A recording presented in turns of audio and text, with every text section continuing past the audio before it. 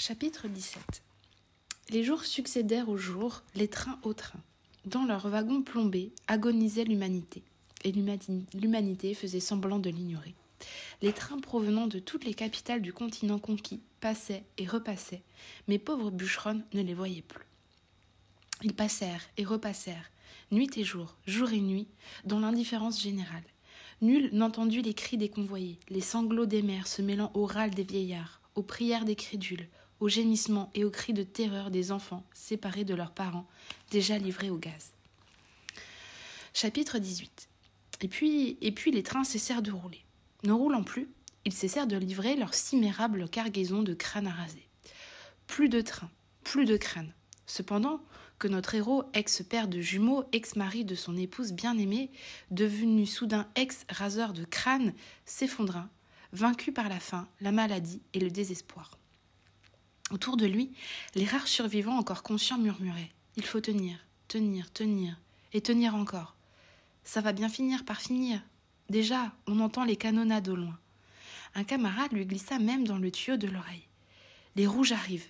Les têtes de mort vont finir par chier dans leurs bottes. » En attendant, les dites têtes de mort leur faisaient creuser des fosses à même la neige afin d'y faire brûler le trop-plein de cadavres amoncelés au pied des crématoires qu'ils devaient également détruire d'urgence afin d'éliminer avec les derniers témoins les traces de leur crime immense. Les cheveux, si précieux hier, n'étaient plus récoltés. Pire, les cheveux emballés, déjà prêts à l'usage, n'étaient plus expédiés. Ils s'entassaient, abandonnés, près d'une montagne de lunettes, coincés entre des monceaux de vêtements, hommes, dames et enfants. Eux aussi devaient disparaître. Tenir, tenir, tenir, ça va bien finir par finir. Lui aussi désormais voulait disparaître, en finir, en finir, en finir. De jour comme de nuit, il délirait. Il délirait en piétinant la neige, il délirait en creusant. Il se remémorait, pire, il revivait l'instant fatal, l'instant où il avait arraché des bras de son épouse, l'un de leurs jumeaux.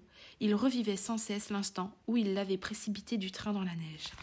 Cette neige qu'il piétinait et piétinait tout en creusant son propre trou pour s'y faire enfin brûler à son tour. Pourquoi ce geste fatal, insensé?